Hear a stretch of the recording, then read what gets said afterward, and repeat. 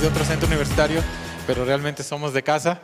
Él es ingeniero en comunicaciones electrónica por el Centro Universitario de Ciencias Electrónica e Ingenierías, CUSEI, de esta universidad desde el 2003. Tiene una maestría en ingeniería eléctrica con especialidad en control automático por parte del CINVESTAB, ahí en la unidad de Guadalajara en 2005, y tiene un doctorado en ingeniería eléctrica con especialidad en control automático por parte del CINVESTAB, ahí de la Universidad de Guadalajara, a partir de 2008. Es profesor investigador del Centro Universitario de los Valles de la Universidad de Guadalajara. Sus áreas de investigación son sistemas no lineales, sistemas de estructura variable, control por nodos deslizantes, control no lineal, control de sistema electromecánico, máquinas eléctricas, motores eléctricos, generadores eléctricos, control de convertidores electrónicos de potencia. Actualmente tiene 7 artículos en revistas internacionales indexadas, 3 capítulos de libro y 9 artículos en congresos internacionales. Y tiene actualmente 4 solicitudes de patente presentadas ante NIMPE en espera de su resolución, y ha sido ganador de segundo lugar del 14º Certamen Nacional de Tesis en el 2009, organizado por el Instituto de Investigaciones Eléctricas, y ha participado como revisor de artículos en 5 revistas internacionales indexadas. Y bueno, y también ha sido coordinador, ¿verdad? Estás ahora como coordinador de la carrera de coordinador de Ingeniería en Instrumentación Electrónica. Así es que le damos un fuerte aplauso al doctor Héctor Huerta Álvida, que nos estará presentando el tema, la importancia del control automático en mecatrónica. Muchas gracias, doctor, y bienvenido. Bueno, gracias a todos, gracias por la invitación, gracias por la presentación. Y bueno, en esta ocasión quise traerles algo muy relacionado con la mecatrónica, que desde mi punto de vista es una de las partes fundamentales de la mecatrónica como tal, porque en mecatrónica se puede hacer mucho, ¿no? Se puede trabajar con sistemas mecánicos, sistemas electrónicos, incluso nos podemos ir un poco más a la parte de informática, sistemas que tienen que ver con sistemas de información. Pero el punto de encuentro de todo esto es el control como tal, ¿no? Entonces, no se puede visualizar la mecatrónica en ninguna de estas áreas sin la parte de control, ¿no? Desde mi punto de vista. Entonces, bueno, más o menos la estructura de la presentación es esta. Les voy a hablar un poquito del control automático.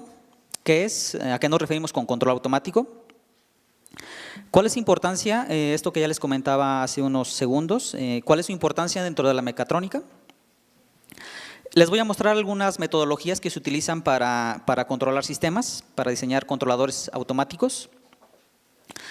Y finalmente les voy a mostrar un par de casos de éxito que tenemos o que desarrollamos en el Centro Universitario de los Valles. Casos de éxito que van más allá de la investigación como tal, estamos haciendo investigación aplicada ya. No solo investigación básica, sino que ya lo aplicamos. Entonces, un par de casos de éxito que como les comentaba, están en proceso de transferencia de tecnología incluso, ¿no? Ahorita los vamos a ver. Bueno, y la primera pregunta que me gustaría contestar es pues esto, ¿no? ¿Qué es control automático? Ya más o menos todos tenemos noción de esto, ¿sí? Pero bueno, lo que hacemos en control automático básicamente es esto. Hacemos automatización de sistemas, todo lo que tiene que ver con aquellos procesos que hace un ser humano, pero que creemos que ya no sean el ser humano quien los haga, que ya no sean repetitivos para el ser humano. Entonces, utilizamos técnicas para adecuar ese sistema y que lo haga de forma automática el sistema como tal. Ahorita vamos a ver algunas cuestiones de todo esto, ¿no? Una parte importante de la teoría de control como tal es el análisis de sistemas dinámicos. Es decir, no solo es implementar esas herramientas para que el sistema funcione de forma autónoma, sino que lo tenemos que analizar. Es decir, quiero que opere de forma segura, esto implica el análisis del sistema dinámico como tal. Y bueno, un sistema dinámico como tal es todo aquel que tiene variables que están modificando su comportamiento a través del tiempo, ¿no? Entonces, prácticamente todos los sistemas son así. Todos los sistemas con los que estamos interactuando a lo largo del día son así, ¿no?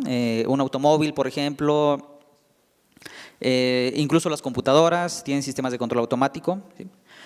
Y bueno, una característica muy importante, que quizás sea la fundamental de la teoría de control, es la estabilización de sistemas inestables, ¿sí? ¿A qué nos referimos con un sistema inestable? Un sistema inestable es aquel que tiene un comportamiento que no se puede predecir. Bueno, sí lo puedo predecir, pero que no es el que yo quiero tener, ¿no? Por ejemplo, ¿cuál sería un sistema inestable? Un péndulo invertido es un caso típico de un sistema inestable, ¿no? Entonces, a un péndulo invertido no lo puedo dejar en su posición vertical, hacia arriba, ¿sí? Lo puedo dejar, pero con cualquier perturbación que tenga, es decir, cualquier movimiento pequeño, cualquier vibración va a salir de su punto de equilibrio y va a caer, ¿no? Entonces, el caso tan simple de un péndulo invertido tiene muchas aplicaciones, ¿no? Por ejemplo, para el lanzamiento de naves espaciales se utilizan este tipo de esquemas, ¿no? Estabilizar un péndulo para luego lanzarlo. Y bueno, hay un sinnúmero de aplicaciones que podemos tener, ¿no? Y esta es una de las principales áreas de la teoría de control, ¿sí? Que yo pueda estabilizar un sistema de la manera que yo quiera, ¿no? De la manera que yo quiera que se comporte. Por ejemplo, para el péndulo no solo quisiera tenerlo en la vertical, pudiera querer 45 grados, 30 grados, etcétera, ¿no? Entonces, es una de las áreas importantes. Y otra es la optimización de procesos. Les comentaba inicialmente que una de las aplicaciones es la automatización de sistemas, es decir, que en una línea de producción se realice un proceso sin que ya lo realice un operador. En este sentido, si lo hago automático, lo puedo hacer óptimo. ¿Sí? Es decir, el sistema puedo hacerlo para que opere las 24 horas continuas, el operador no lo puede hacer, obviamente, ¿sí? El operador tiene que ir a comer, tiene que ir al baño, etcétera. El sistema lo puedo diseñar para que no descanse jamás, ¿no? Y que el operador pues solo esté vigilando el proceso, ¿no? Como tal. A eso nos referimos con optimización de procesos. Otra característica de la optimización es hacer sistemas que sean óptimos en algún sentido, por ejemplo, en el consumo de energía, ¿no? Entonces, si quiero llegar con un automóvil, perdón, o una nave espacial de un punto a otro, puedo hacer el sistema o un sistema de control para que requiera la menor cantidad de combustible posible, ¿no? Y bueno, la pregunta siguiente sería, pues, ¿para qué quiero controlar? ¿Para qué quiero hacer todo esto, no? Si el sistema o en una línea de producción ya puedo fabricar robots con 100 operadores, ¿para qué lo quiero, no? O sea, ¿para qué quiero controlar? Si ya puedo hacer el trabajo, ¿no? Y la respuesta, pues, viene dada de lo que ya les comenté, ¿no? Quiero incrementar la productividad, entonces tengo mi línea de producción con 100 operadores, pero resulta que 2 se enfermaron, ¿no? Entonces ya no tengo 100, tengo 98, entonces eso disminuye mi productividad. Eso no pasa con un sistema de control automático. El sistema de control lo puedo tener operando, como les decía, las 24 horas, los 365 días del año. Pero además de que es más productivo, también puede ser más preciso. Entonces, si tengo en el caso en que estoy maquinando piezas para ese robot, ¿no? Y tengo en una de los 100 operadores está colocando bloques de aluminio para que una máquina CNC de 3 ejes haga un maquinado, ¿no? ¿Qué pasa si el operador no colocó bien la pieza, ¿no? La puso 1 milímetro hacia la derecha? Entonces, eso ya implica que el sistema ya no es tan preciso o el producto final ya no tiene la calidad que yo quiero tener, ¿no? Entonces, a esto nos referimos, con incrementar la precisión. Otro tema importante, que también es algo fundamental en la teoría de control, es el rechazo de perturbaciones. ¿A qué nos referimos con perturbaciones? Imaginémonos que tengo un dron, ¿sí? Algo muy típico ya ahorita. Un dron lo tengo volando a 1 metro de altura, ¿sí? Puede estar volando aquí fácilmente, ¿sí? Y muy estable, ¿no? A 1 metro, pero si lo saco del aula, ya no lo va a hacer. ¿Por qué? Porque afuera hay otro tipo de condiciones, ¿no? Hay viento, por ejemplo, hay viento, aunque no se nota mucho, pero hay viento, entonces cualquier ráfaga pequeña de viento va a hacer que se mueva hacia un lado, ¿no? Entonces, a eso nos referimos con perturbaciones, todas aquellos elementos o señales externas que modifican el comportamiento del sistema como tal. pero que no las quiero tener o quiero disminuir su efecto, ¿no? Por ejemplo, este caso del dron, o sea, no quiero que se mueva, quiero que esté estable a 1 metro. Entonces, a eso nos referimos con rechazo de perturbaciones. Y puedo desarrollar controladores para que lo haga, ¿no? ¿Qué tipo de sistemas se pueden controlar? Pues prácticamente todos. Entonces, como les decía hace rato, nosotros convivimos con una gran cantidad de sistemas. Sistemas dinámicos en general, que ya dijimos que son los que tienen variables que se están modificando alrededor del tiempo. Los sistemas mecánicos son ejemplos de esos. ¿Sí? Un sistema mecánico, un automóvil, por ejemplo, tiene una gran cantidad de sistemas de control. Los sistemas electrónicos incluso en sus computadoras. Todos los usamos en los celulares, por ejemplo, sus celulares tienen cámaras con estabilizadores automáticos para que no se muevan mucho cuando están tomando las fotos. Sistemas químicos, hay controladores para sistemas químicos. E incluso se pueden controlar los sistemas administrativos. ¿Sí? Entonces puedo tener sistemas logísticos que requieren control. Puedo verificar cómo se está comportando el sistema para modificar su comportamiento, ¿no? ¿Para qué quisiera un control en un sistema logístico? Pues otra vez, para incrementar la eficiencia en el sistema como tal, ¿no? Es decir, que la mercancía llegue de un punto a otro en menor tiempo, que requiera menos personal para hacer el movimiento de esa mercancía, etcétera. Y bueno, aquí les muestro algunos ejemplos muy particulares, ¿no? De qué es lo que se puede controlar. Como les decía, hay controladores automáticos ya actualmente en todos lados. Los casos típicos es en aeronáutica.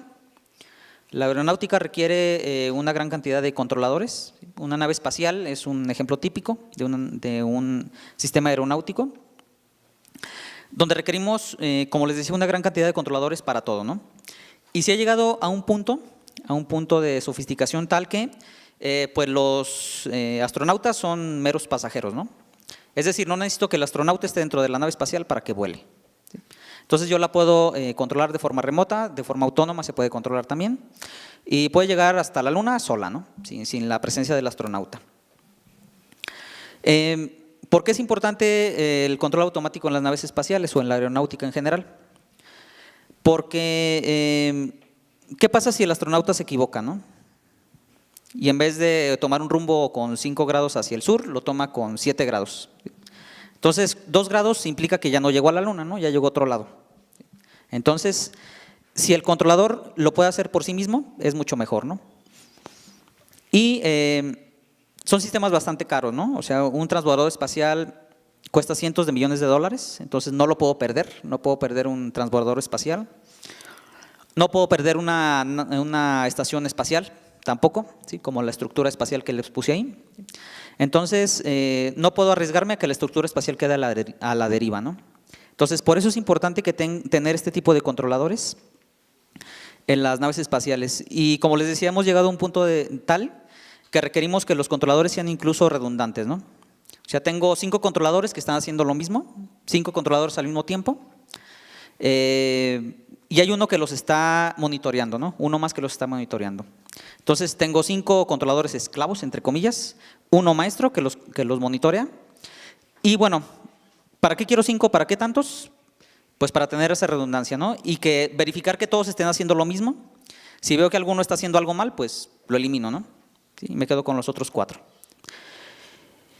Y bueno, otro ejemplo de sistemas aeronáuticos son los satélites, ¿no? También los satélites pueden llegar a ser tan caros como una nave espacial. Y bueno, el satélite es un caso todavía más crítico que la estructura espacial, ¿no?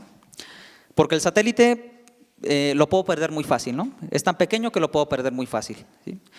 Y lo puedo perder y puedo ir a buscarlo y ya ni siquiera lo encuentro, ¿no? ¿Sí? Entonces, también es un sistema crítico.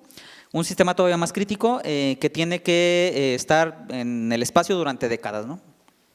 Tengo que garantizar que va a estar ahí y va a estar cumpliendo su función. Y bueno, en robótica es otro ejemplo de sistemas que requieren una gran cantidad de controladores, ¿no? ¿Ese robot ya lo conocen? ¿No? Tal vez no esa versión, pero porque ese es una de las primeras versiones. Ese es un robot, es el Asimo de Honda, ¿sí? Esa creo que es la segunda versión que surgió, ¿sí? Pero bueno, procesos tan simples como caminar son bastante complejos de replicar, ¿no? Procesos tan simples para nosotros, me refiero, como caminar, son muy difíciles de replicar en un robot. Ahorita ya hemos llegado a un punto en el que ya hasta bailan y corren y suben escaleras, ¿no? Pero esa versión, por ejemplo, apenas caminaba. Otro ejemplo más cercano a nosotros, pues son los aviones, ¿no? ¿Sí? Entonces, se usan aviones todo el día, todos los días, a todas horas del día en el planeta. Entonces también requieren ser muy seguros, ¿no? Entonces, en el avión no se permiten fallas. Si el avión falla, las personas mueren, ¿no? Entonces, en el avión no se permiten fallas y sí ha llegado al grado de tener casi una aeronave, ¿no? Es decir, un transbordador espacial, casi el sistema de control se replica en un avión, ¿sí? Por el grado de seguridad que requerimos, como les decía, no nos puede fallar un avión a 1000 pies de altura porque mueren todos, ¿no? Y bueno, también hemos llegado a un grado tal que ya ni siquiera requerimos pilotos, ¿no? Entonces el piloto está nada más ahí para vigilar que todo esté bien en el avión, y el avión puede volar solo incluso, ¿no? Ya los de última generación pueden volar totalmente de forma autónoma. Y bueno, algo que mencionaban hace rato y que preguntaban son los reactores, ¿no? Los reactores nucleares también requieren una gran cantidad de controladores porque son sistemas críticos, ¿no? Sistemas críticos que no pueden fallar. Mismo caso, si fallan, las personas mueren, ¿no? Entonces, también requerimos una gran cantidad de controladores y bueno, ahí les puse un reactor nuclear, pero también hay reactores químicos que también son críticos, ¿no? Su funcionamiento. Y de hecho, uno de los casos de éxito que les voy a mostrar justo es un reactor químico, ¿no? Otro de los casos son sistemas económicos. Se los puse aquí, aunque un sistema económico no se puede controlar, pero podemos utilizar otras herramientas de control para ellos, ¿no? Para analizarlos. Si recuerdan, una de las herramientas o de las aplicaciones de control, pues era hacer análisis de sistemas dinámicos, ¿no? Un sistema económico es un sistema dinámico. Entonces, como tal, podemos analizar su comportamiento. Como les decía, no lo puedo controlar, pero puedo observar y estimar qué es lo que va a pasar el día de mañana, ¿no? Con base en las mediciones que tengo ahorita y las pasadas, ¿no? Puedo estimar qué es lo que pasará en 1 hora, en 2 horas, el día de mañana incluso. Como les digo, son estimaciones si las tendencias se mantienen, ¿no? Si no, pues va a pasar algo mal, ¿no? Y que de hecho ya se utilizan este tipo de esquemas, ¿no? De control. El año pasado, por ejemplo, las bolsas en China, los mercados en China tuvieron que cerrar porque estaban teniendo muchas pérdidas, ¿no? Y los modelos que tenían decían que iban a seguir teniendo pérdidas. Entonces lo que hicieron los chinos fue, cierro hasta mañana, ¿no? A ver si ya no tengo pérdidas. Y les pasó 3 días consecutivos, ¿no? Entonces, como les digo, eso es algo que evita que tengamos consecuencias más graves, ¿no? Como por ejemplo que la bolsa china caiga y que luego caiga la japonesa y todas las demás, ¿no? Otro ejemplo son los sistemas biomédicos. Es algo que también ya es una realidad, ¿no? Sistemas biomédicos en muchos sentidos. Ahí les puse un sistema que es típico y ya muy, bueno, viejito, entre comillas. Es un sistema para administración de insulina. Un sistema para medición y administración de insulina en una persona con diabetes, ¿no? Entonces es una bomba de insulina que está monitoreando la cantidad de glucosa en la sangre de un paciente con diabetes. Cuando le hace falta insulina, le inyecta insulina automáticamente, ¿no? Y bueno, disminuyendo el grado de complejidad, pues tenemos motores eléctricos. En la industria moderna se utiliza una gran cantidad de motores eléctricos. Para todo se utilizan motores eléctricos, ¿no? Bueno, máquinas eléctricas en general. Para generación de energía eólica se utilizan máquinas eléctricas. Para la generación de energía convencional con combustibles fósiles y la termoeléctrica también se utilizan motores eléctricos, máquinas eléctricas, perdón, en general. Entonces es algo que es típico y que todos lo utilizamos, ¿no? Aunque no queramos. En los automóviles también tenemos una gran cantidad de controladores. Entonces el motor, por ejemplo, es un caso de un sistema que tiene una gran cantidad de controladores. Tenemos controladores para todo. Tenemos controladores de inyección de combustible, es decir, cuánto combustible voy a suministrar a cada cilindro, dependiendo de las condiciones, ¿no? Dependiendo de la velocidad del motor, dependiendo de la temperatura del motor, etcétera, etcétera, ¿no? De la cantidad de aire que está entrando. Tenemos un sistema de control para la temperatura del motor, tenemos un sistema de control automático para la velocidad incluso. Los modernos que son turbocargados tienen controladores adicionales para el turbocargador, etcétera, ¿no? Eso solo en el motor, pero además en el automóvil tengo otros más, ¿no? Tengo sistemas de estabilidad, por ejemplo, en los automóviles modernos, tengo sistemas de control de frenado, sistemas de disparo de bolsas de aire y muchos elementos que permiten al usuario, al conductor, tener una mayor comodidad y una mayor seguridad sobre todo, ¿no?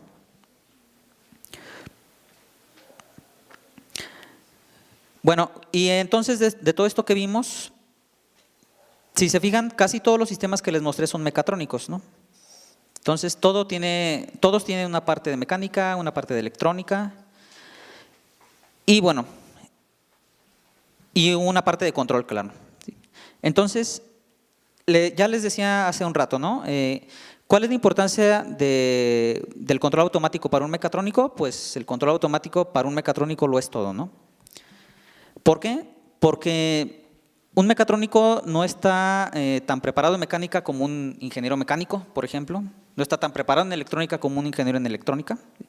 Entonces, si quiere hacer diseño electrónico como tal, eso lo hace un ingeniero en electrónica. Si quiere hacer diseño mecánico, si se quiere hacer diseño mecánico, lo hará un ingeniero en mecánica. Pero donde sí podemos competir es en la parte de control, ¿no? Entonces, todas las herramientas que tienen ustedes para control, en esa parte sí podemos competir contra los demás ingenieros, ¿no? Les puse ahí las 4 áreas de la mecatrónica, la mecánica, la electrónica, la informática y el control. Y bueno, la parte central de la intersección, pues es donde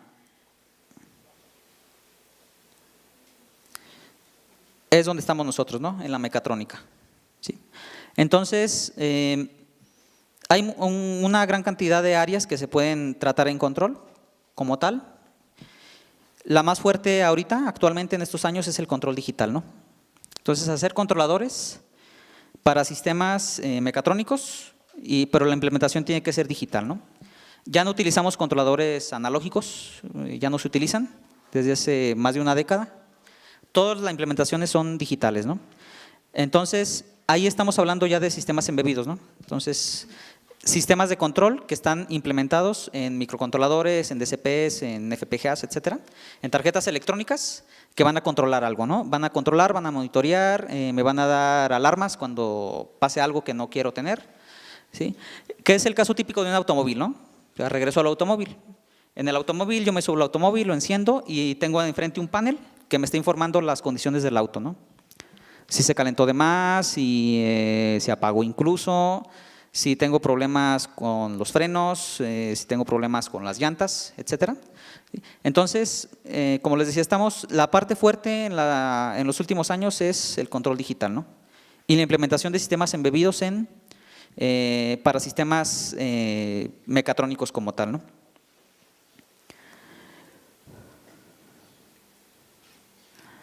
Bueno, ¿cuál es la metodología para diseñar un controlador entonces? Pues básicamente requerimos estos pasos, ¿no? Son 7 pasos simples. El primero es tener un modelo del sistema. ¿A qué nos referimos con un modelo del sistema? Una serie de ecuaciones matemáticas, ecuaciones dinámicas, ecuaciones diferenciales en general, que me dicen cómo se comporta el sistema. Entonces, recuerden, estamos hablando de sistemas dinámicos, entonces requiero saber qué le va a pasar al sistema en un tiempo determinado, ¿no? Entonces, necesito saber qué le está pasando al sistema ahorita para poder predecir qué le va a pasar en el siguiente instante, ¿no? Para eso requiero las matemáticas, obviamente, las ecuaciones diferenciales y ecuaciones sin diferencias si son sistemas digitales, como les decía. Y bueno, una vez que ya tengo el modelo del sistema, ya lo tengo en mis manos, lo que tengo que hacer es, lo puse ahí como diseño de subespacios. ¿A qué nos referimos con eso? A definir una región donde quiero que opere el sistema. Por ejemplo, vuelvo al caso del auto, ¿no? El caso del auto requiero que el motor esté operando el refrigerante esté entre 80 y 100 grados, ¿no? No quiero más, no quiero menos, y el ideal será la mitad, ¿no? 90 grados. Entonces, para mí, subespacio es ese, ¿no? Un subespacio desde 80 hasta 100 grados y lo que quiero tener es tenerlo al centro, en 90 grados. ¿Sí? Entonces, para mí ese es el subespacio, ¿no? Ya lo definí. ¿Por qué o cómo definí eso? Por muchos factores, ¿no? ¿Sí? El motor requiere temperatura, no puede estar totalmente frío. Entonces, ¿por qué no? Porque requiere la temperatura para poder pulverizar bien la gasolina, ¿no? Entonces, atomizarla bien y que pueda tener una detonación eficiente, ¿no? No puede estar muy frío, pero tampoco puede estar muy caliente, ¿no? Porque pasa lo contrario, ¿sí? Si se calienta la gasolina, además se detona sola, ¿sí? Entonces, no quiero que se detone sola, quiero detonarla cuando yo quiera. Entonces, por eso ese rango, ¿no? Ese rango que ya está definido. Una vez que ya tengo el subespacio, entre 80 y 100 grados que dijimos para el caso del automóvil, del motor del automóvil, ahora sí, ya me voy a preocupar por el controlador. Entonces, ¿qué hago para que esa temperatura no suba de 100, pero no baje de 80? Ese como tal es el controlador, ¿no?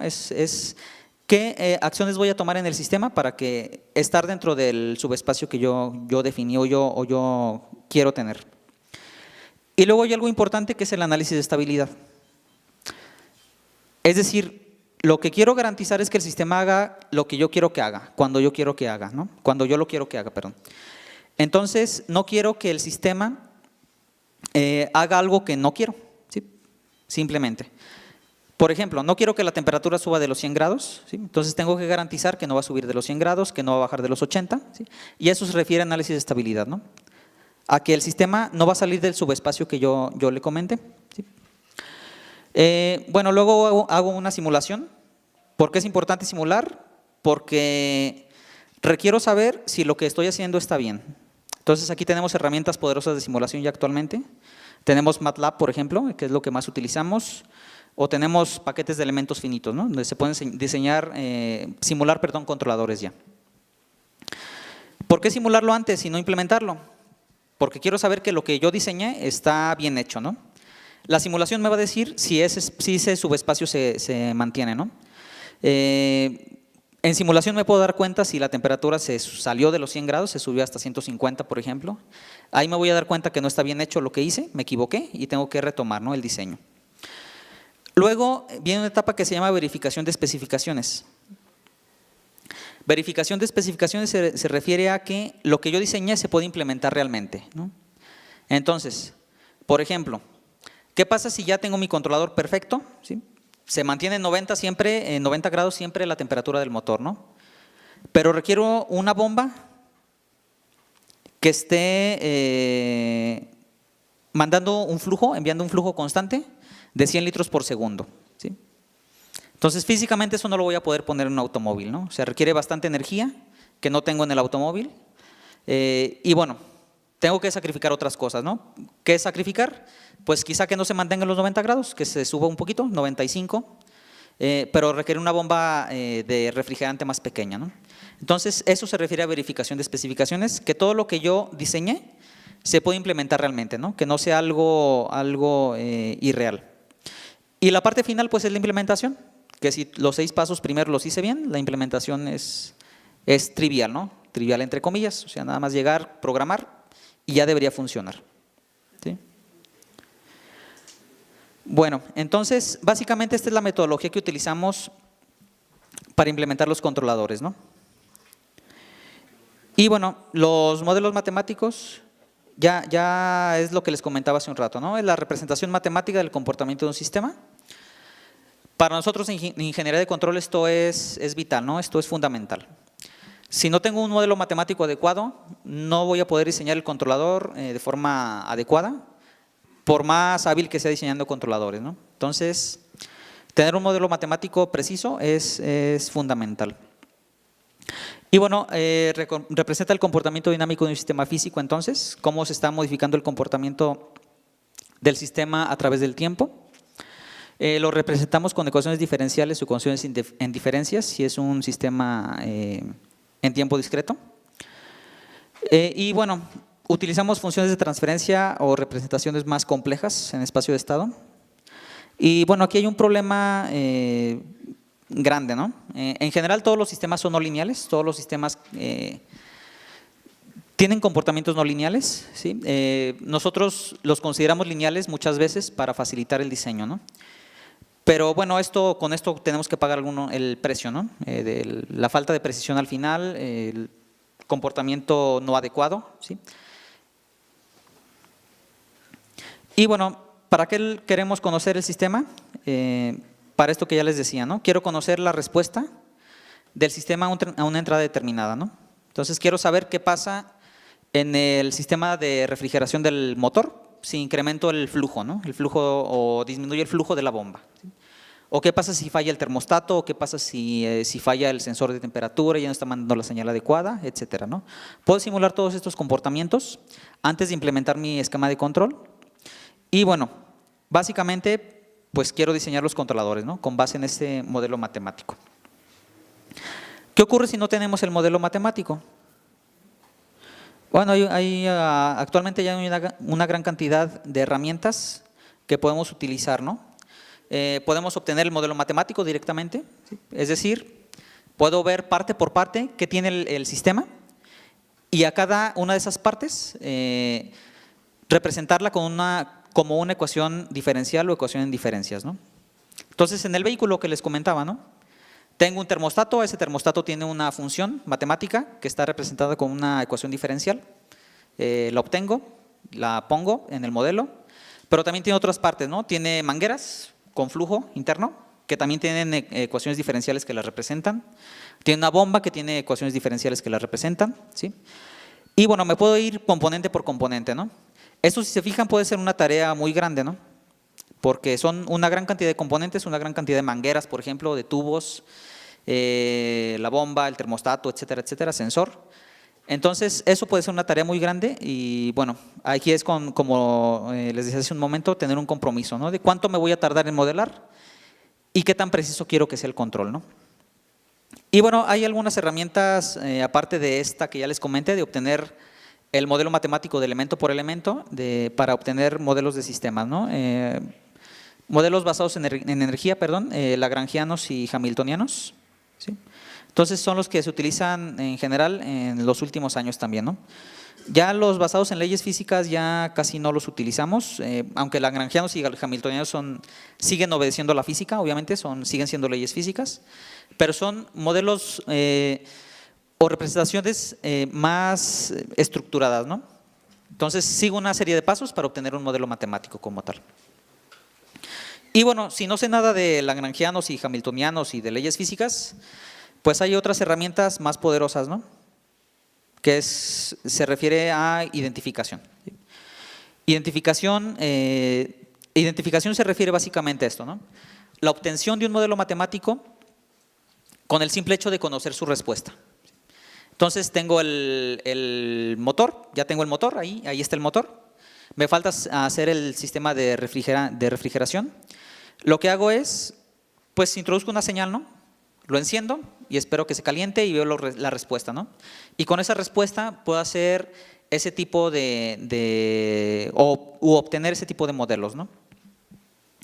Entonces tengo varias alternativas: respuesta transitoria, alguna que se llama mínimos cuadrados, y otra que es la más poderosa que tenemos es identificación en línea, ¿no? Identificación en línea la hacemos con redes neuronales. Entonces ponemos una red neuronal que está simulando el sistema, retroalimentamos con las entradas del sistema y esa red neuronal me va a estar diciendo cuál es el modelo matemático del sistema. Entonces es un área grande de control también que utilizamos con frecuencia, ¿no? Y bueno, uno de los casos de éxito que les voy a mostrar en unos minutos más está basado en esto, ¿no? Y en identificación y reconocimiento de patrones con redes neuronales, de hecho. Y bueno, para el caso de control, hay una gran cantidad de controladores, ¿no? Tenemos los más simples, son los controladores lineales, que no son los más precisos porque, como les decía, en general los sistemas no son lineales. Entonces, si trato de controlar un sistema no lineal con un controlador lineal, pues es un caos, ¿no? Lo puedo controlar en una pequeña parte, ¿no? Donde sí es lineal el sistema, pero si quiero salir de esa región, ya no. ¿Sí? Por ejemplo, en el caso del sistema de refrigerante, puedo controlarlo entre 80 y 100 grados, ¿no? Con un controlador lineal. Pero si me salgo de esa región, ya va a ser muy difícil, ¿no? Ya va a ser muy difícil que yo lo controle. entonces tendría que utilizar un controlador no lineal. Hay otro tipo de controladores, además de los no lineales, los controladores óptimos, por ejemplo. Los controladores óptimos garantizan que el sistema tiene un comportamiento, tiene su comportamiento más adecuado con respecto a una variable, ¿no? Ya les comentaba hace rato, ¿no? Puedo diseñar un controlador óptimo para que un transbordador espacial vaya de un punto a otro y que requiera la menor cantidad de combustible, ¿no? Pero también puedo querer que lo haga rápido. Entonces ya no me interesa el combustible, me interesa que llegue lo más rápido que se pueda, ¿no? O que recorra la menor distancia posible, también puedo hacerlo, ¿no? Etcétera, etcétera. Hay otros controladores que se llaman adaptables. Entonces ahí se habla de adaptación de parámetros del controlador, ¿no? Entonces, en el caso del control del sistema de temperatura del motor, del automóvil, puedo hacer un controlador adaptable para tener varias regiones, ¿no? La de 80 a 90 grados, la de 90 a 100, la de 100 a 110, etcétera, etcétera, ¿no? Y que el controlador vaya conmutando sus parámetros entre estas regiones, ¿no? Cuando sale de la de 100, cambia automáticamente sus parámetros a la de 110, etcétera. Está el control inteligente. El control inteligente hay dos variantes. El control con redes neuronales, que ya les comenté un poquito, y el control con lógica difusa, ¿no? Entonces están las dos variantes de control inteligente y hay combinaciones de las dos, ¿no? Control neurodifuso con algoritmos genéticos, algunas otras variantes, ¿no? Y finalmente está el control robusto. Robusto se refiere a rechazo de perturbaciones, ¿no? Lo que hablábamos al inicio de la charla. Tengo un sistema que quiero o tengo variaciones externas. Hablamos del caso del dron, que va a tender a moverse si hay corrientes de aire o ráfagas de aire. Entonces quiero que no se mueva, entonces en ese sentido puedo diseñar un controlador que sea robusto, ¿no? Y bueno, ¿qué hemos hecho nosotros de control en estos casos, no? Bueno, el primer caso que les quiero mostrar es este analizador. Es un analizador de bebidas alcohólicas. ¿Sí? ¿Ya les interesó? Veo que ya les interesó eso cuando dije bebidas alcohólicas. Bueno, ¿qué hace este? Determina cuando una bebida alcohólica es auténtica o es adulterada. ¿Sí? Entonces, ya hay métodos, ya hay muchas técnicas para hacerlo, ¿no? Hay análisis químicos que se pueden utilizar, ¿no? Entonces, ustedes toman la muestra, depositan alguna sustancia, algún compuesto químico adicional que le añaden y por algún cambio de tonalidad, cambio de composición de la muestra, podemos saber si es adulterada o no. ¿Sí?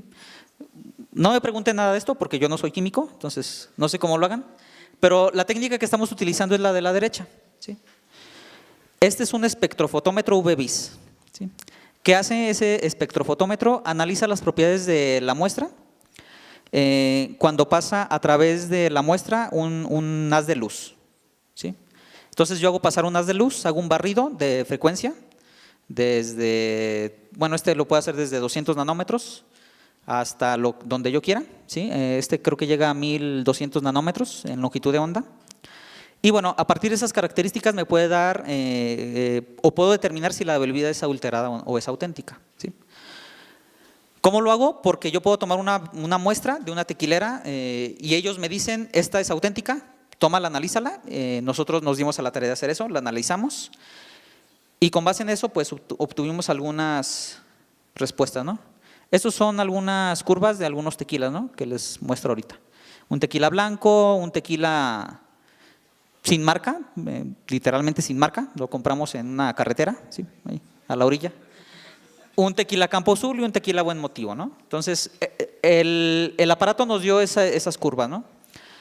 Ahí estamos graficando la absorción de la luz, ¿no? Entonces, ¿cuánta energía pierdo cuando el haz de luz pasa a través de la muestra, ¿no? Es lo que estoy analizando ahí.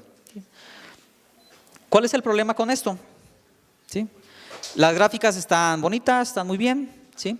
El problema es que este aparato de aquí cuesta 2 millones de pesos, ¿no? ¿Sí? Y requiero una mesa de estas para instalarlo, ¿no? Porque es el aparato, es la computadora, fuente de poder, etcétera, etcétera, ¿no? ¿Cuál es el problema con el que se acercó el Consejo Regulador del Tequila con nosotros? Y nos dijo, pues queremos un método que pueda determinar si el tequila es adulterado o no lo es, ¿sí? pero no queremos ese monstruo de aparato, ¿no? Entonces, ¿qué les propusimos nosotros? Hacer este. ¿Sí? Dimensiones de ese son 10 centímetros por 8 centímetros por 7 centímetros. ¿Sí? Entonces, es muy pequeño, es manual. La tarjeta que está aquí, todo está diseñado y fabricado en el centro universitario. La tarjeta que está aquí mide 5 por 5, en este espacio va una batería de 9 volts. Aquí está un emisor, ultravioleta y el receptor, ¿no? Esta pantalla que está aquí es donde el usuario ve el resultado, ¿no? Entonces ahorita nosotros lo que hicimos fue, dividimos los tequilas en 4 grupos, los que son blancos, en 3 grupos, los blancos, los añejos y los reposados, ¿sí? Y el cuarto sería los que no son ninguno de esos, que son los adulterados, ¿no? Entonces, nosotros estamos aplicando control para hacer reconocimiento de patrones, ¿no? Hacer identificación, lo que decíamos hace rato. Entonces, yo deposito la muestra.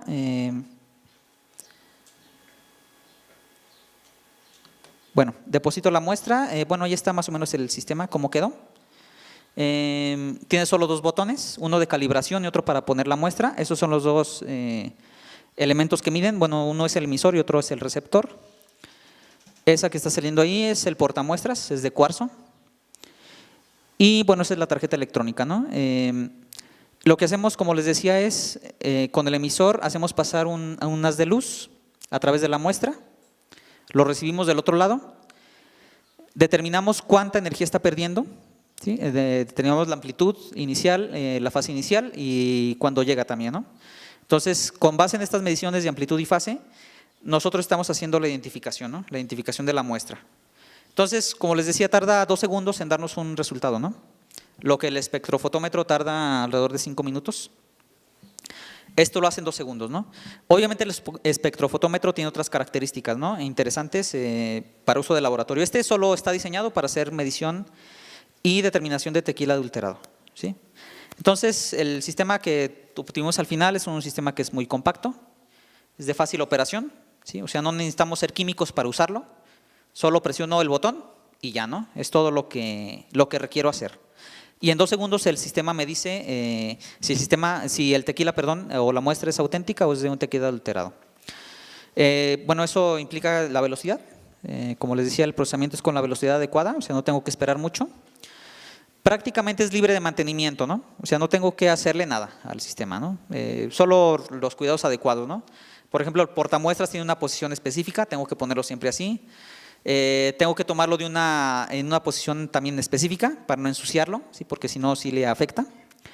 El sistema, como les decía, es portátil, ¿sí? Entonces opera con una batería de 9 volts, es totalmente portable. La interfaz de usuario es simple, o sea, solo 2 botones, como les decía, uno para calibración y uno para analizar las muestras. Y una pantalla, ¿no? Una pantalla de cristal líquido, es todo lo que se requiere. Y lo más importante que nos pareció a nosotros, ¿no? No requerimos ser químicos para utilizarlo, lo que les decía. ¿Sí? Entonces, automáticamente el sistema me dice si es adulterado o no el tequila. ¿Sí? Entonces, eso es uno de los sistemas que tenemos ahorita. Estamos en proceso de transferencia de la tecnología, es decir, ya lo estamos vendiendo al Consejo Regulador del Tequila, ¿sí? Y estamos incrementando nuestra base de datos, ¿no? Ya tenemos alrededor de 100 tequilas caracterizados, obviamente nos faltan más, ¿sí?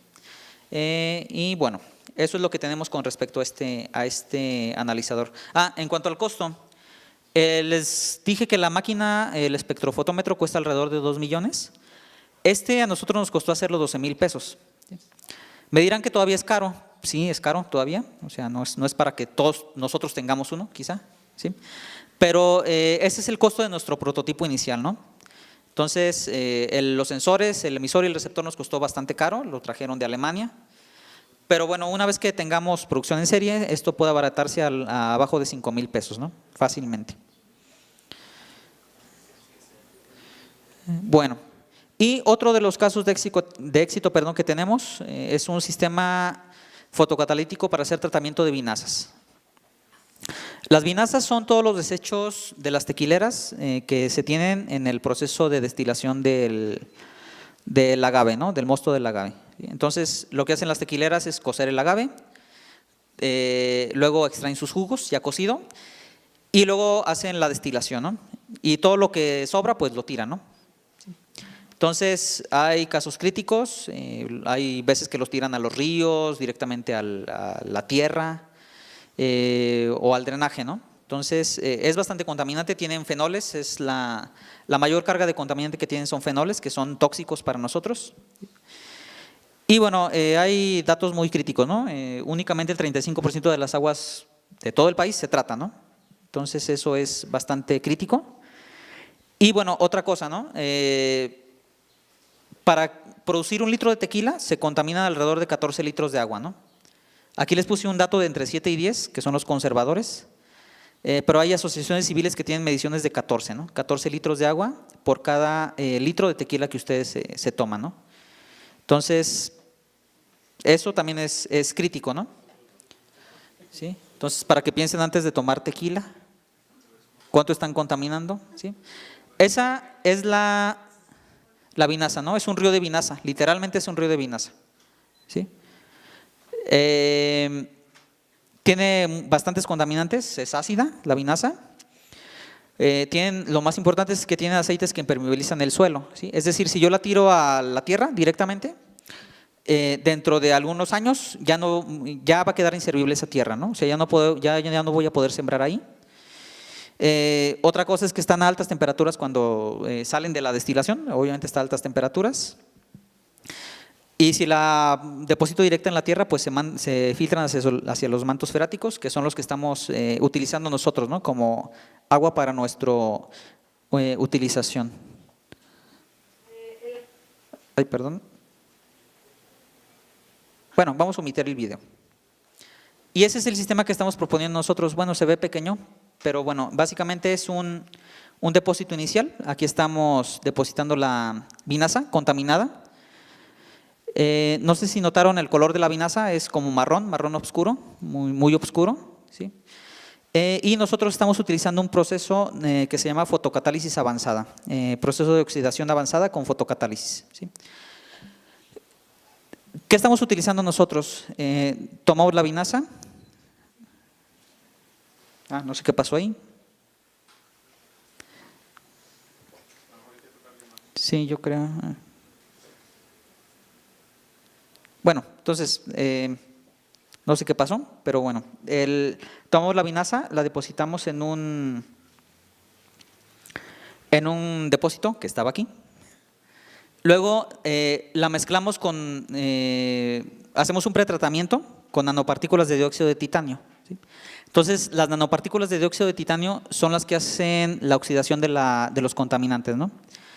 Oxidación se refiere a transformarlos en algo o descomponerlos en algo que ya no sea tan contaminante, ¿no? Y bueno, luego de que hacemos la mezcla con las nanopartículas, las pasamos a un colector solar, ¿sí? Es un colector solar simple de tipo plano, ¿sí? Pero que requiere control, mucho control, ¿sí? Entonces la parte crítica está aquí, en qué se hace dentro del colector solar.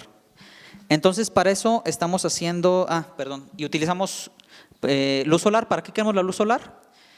Para hacer la oxidación junto con el dióxido de titanio, ¿sí? Entonces el dióxido de titanio, como les decía, es el elemento activo, pero la luz solar es el catalizador, ¿no? El que acelera la reacción para que esta pueda ocurrir mucho más rápido, ¿no? ¿Qué tenemos que hacer con control? O sea, porque hasta ahorita todo es químico, ¿no? Bueno, tenemos que hacer varias cosas. Primero, hacer control de pH. Eso lo hacemos en el depósito de entrada, en el tanque de entrada. Hacemos primero un control de pH. Una vez que ya se neutralizó, ya tengo pH neutro, ya puedo continuar con el proceso, ¿no? Ahí hago la mezcla con las nanopartículas de dióxido de titanio, luego lo paso al colector solar. Y para esto sí requiero seguimiento solar, ¿no? O sea, quiero la máxima eficiencia del sistema. Entonces, lo que voy a hacer es estar haciendo seguimiento solar, ¿no? Entonces, estamos moviendo continuamente el panel para tener la mayor incidencia de rayos solares sobre el mismo a lo largo del día. También requiero hacer control de flujo. Entonces, una de las características importantes de este sistema es que requiere un flujo constante y que esté controlado, ¿no? Entonces, el usuario define qué flujo quiere tener. Son flujos muy pequeños, del orden de litros por minuto, 1 o 2 litros por minuto son lo que tenemos ahorita, pero que requiere que sea constante, ¿no? Entonces, hacemos ese control de flujo, hacemos el control de seguimiento solar y el control de pH, los tres, ¿sí? Son 3 lazos independientes de control, entonces esos sí están cerrados, hacemos la medición, corregimos en los 3 casos, ¿no? Y aparte tengo un sistema que también en control le llamamos supervisión de procesos, ¿no? Que es tener un controlador maestro con estos 3 esclavos, ¿no? Y verificar que los 3 esclavos estén haciendo bien su proceso, junto con el monitoreo de parámetros, ¿no? Entonces quiero estar monitoreando todos los parámetros químicos, el pH, la temperatura, la presencia de fenoles es importante, que ya no estén ahí. Y además realiza el registro de datos, ¿no? Sí es impresionante ver la vinaza cuando sale, porque como les decía era color marrón oscuro a la entrada, a la salida es transparente, ¿no? Que pensaríamos en tomárnosla, pero no sabemos todavía si se puede tomar o no, ¿sí? Seguramente no. Entonces nos falta hacer ese análisis final, ¿no? O sea, de qué pasa con la vinaza cuando sale, ya transparente. ¿Por qué se los puse como caso de éxito? Porque también estamos en proceso de transferencia tecnológica. De hecho, a unos tequileros de la región de Los Altos fue a quien les interesó, ¿sí? Dijeron que lo querían comprar porque ya los estaban multando mucho, los de Semadet, ¿sí? Y bueno, también tenemos la solicitud de patente en el INPI ya, ¿no? Y bueno, creo que con eso termino. No sé si tengan alguna pregunta.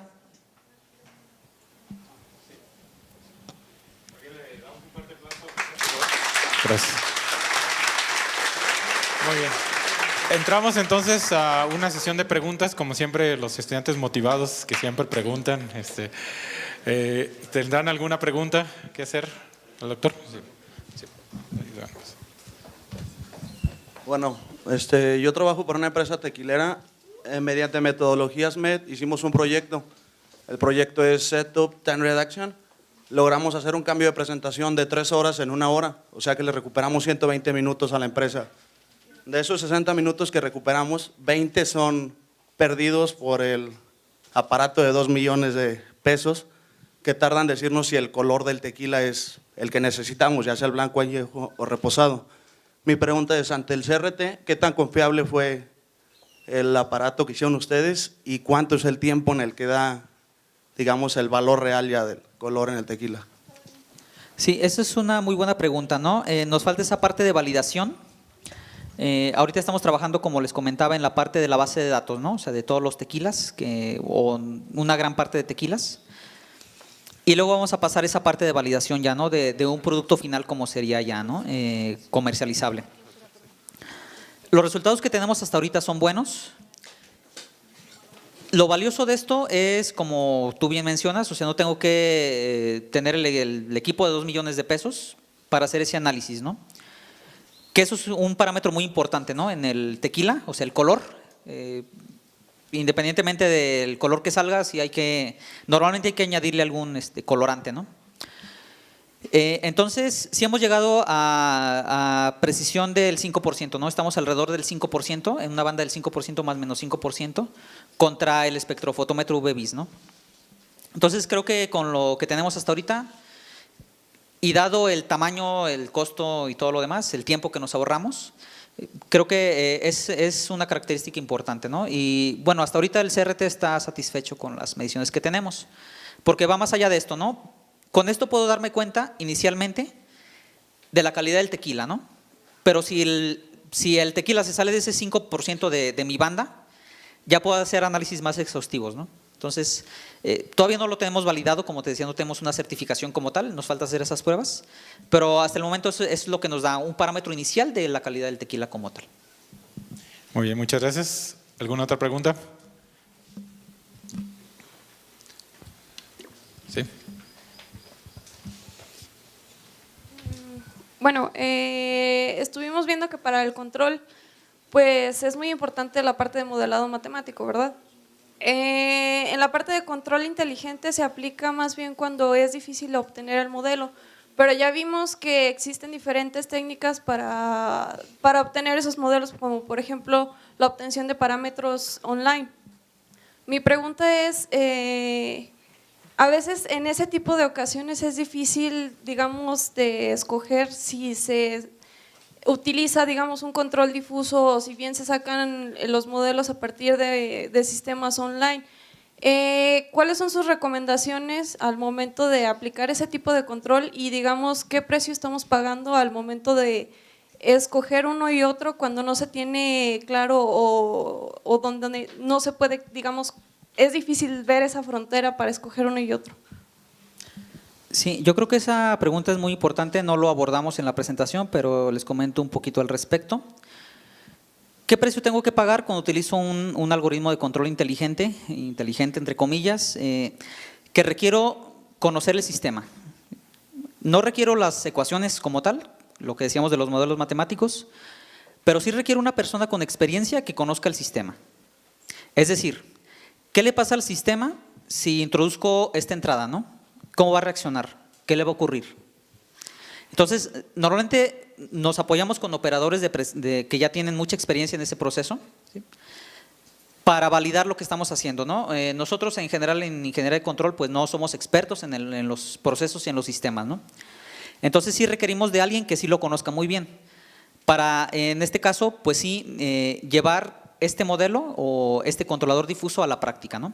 Entonces, en el caso de control difuso, por ejemplo, sí requiero una serie de reglas heurísticas en general, de un operador que me dice qué le ocurre al sistema cuando yo introduzco una variable o una entrada particular, ¿no?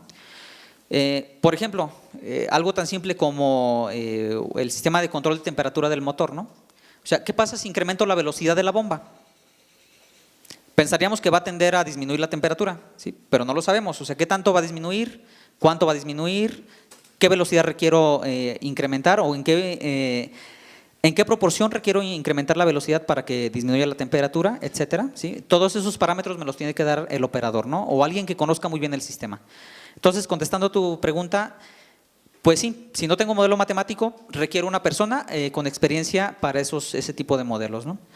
Adicionalmente, en general, los controladores inteligentes no se utilizan solos ya, ¿no? O sea, no es suficiente un controlador inteligente, no es suficiente solo un controlador difuso, no es suficiente solo un controlador con redes neuronales, sino que requiero incluir alguna herramienta más, ¿no? Por ejemplo, yo trabajo con modos deslizantes, ¿no? Y es típico que utilizamos, sí, controladores difusos, pero con modos deslizantes al final. Entonces, utilizo todas estas reglas que ya les mencionaba, pero al final utilizo el controlador con modos deslizantes para añadir otras propiedades, ¿no? Robustez, por ejemplo, me interesa mucho. Robustez que no tiene el controlador inteligente, sí tengo que implementar otra técnica adicional más. Muy bien, muchas gracias. ¿Alguna otra pregunta? Yo sí tengo nada más una. Algo que se me hace aquí, quisiera saber tu opinión, porque, por ejemplo, yo veo aquí varios casos que podrían ser similares aquí en el centro universitario, porque estamos viendo que está resolviendo un problema de la industria, ¿no? A través de los prototipos que has estado mencionando, estos casos de éxito. Aquí, por ejemplo, hay estudiantes que han participado en las ferias de las ciencias que sabes que tenemos aquí y presentan este tipo de prototipos, ¿no? Y digamos que se quedan ahí en la presentación y no pueden llegar hasta esto de aquí. ¿Cuál sería tu opinión al respecto? Y sobre todo, ¿qué tipo de apoyos pueden tener? Porque, bueno, yo he estado en reuniones, por ejemplo, con la Secretaría de Desarrollo Económico, donde te dice, bueno, hay muchas convocatorias para emprender, para innovar, y te dan apoyos para este tipo. No sé, ¿ustedes cómo lo hicieron? Digo, el prototipo te costó 12,000 pesos, pero seguramente gastaste mucho más para llegar a ese prototipo. Entonces, y aparte, bueno, todos estos asuntos del proceso de transferencia, de patente y todo eso. ¿Cuál es tu opinión al respecto? ¿Qué nos pudieras decir? Sí, yo creo que eso es algo muy importante para los estudiantes. ¿Sí? Están en una etapa donde tienen tiempo de hacer muchas cosas, ¿no? ¿Sí? Entonces, entre ellas sus proyectos de las materias. Sí los invito a que no solo lo dejen en un proyecto de una materia, ¿sí? O sea, tienen mucho potencial para crecer, ¿no?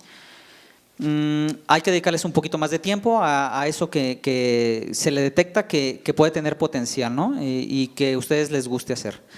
En ese sentido, sí les recomendaría que lo lleven un poquito más allá, ¿sí? Que tratemos de llegar a este punto. ¿Cómo lo hicimos nosotros? Nosotros estuvimos trabajando en algunos sistemas, tal como les comento ahorita, ¿no? O sea, son proyectos de materias que estaban ahí, ¿no? Que se quedaron ahí.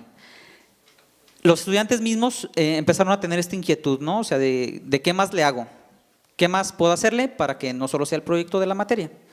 Y se empezaron a organizar y ahorita tenemos un club de estudiantes, ellos mismos se organizan, ¿sí? Y le llamaron Club Innovaciencia, de hecho. Entonces, lo que hacemos ahí es, vemos los proyectos que tienen los estudiantes, los que creemos que pueden tener potencial para ser explotados de alguna otra manera, sí los invitamos, ¿no? A que sigan desarrollando. ¿Cómo los motivamos? Los únicos esquemas que tenemos nosotros pues son a través de prácticas profesionales y servicio social, ¿no? Que todos ustedes tienen que hacer. Entonces los invitamos a que bajo esa modalidad continúen con su proyecto, ¿sí? ¿Qué tipo de estímulos estímulos económicos podemos tener? Lo que más nos cuesta es la producción del prototipo, ¿no? O sea, el financiamiento del prototipo. Tenemos algunas instancias del gobierno federal, el gobierno estatal, por ejemplo, a través de COECITJAL, sí tiene convocatorias, las reanudó el año pasado, donde nos da hasta 200,000 pesos, ¿no? De hecho, el segundo caso que les mostré, el del sistema fotocatalítico, tiene fondos de COECITJAL, ¿no? Del Consejo Estatal de Ciencia y Tecnología, donde no solo nos dan dinero para materiales y equipo, ¿no? Sino también para becas para estudiantes, ¿no? Entonces, es una manera de motivarlos a ellos también, ¿no? O sea, de échale ganas con tu proyecto, llévalo un poquito más allá, haz un protocolo bien hecho. Mandamos a COECITJAL, y si COECITJAL no lo aprueba, pues te damos una beca directa de ahí, ¿no? Son becas, pues no es mucho dinero, le estamos dando entre 5,000 y 8,000 pesos mensuales.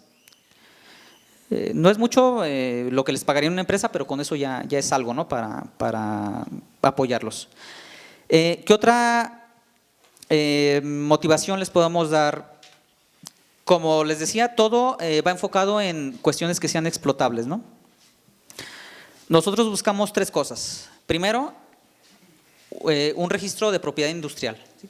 Una patente, un modelo de utilidad.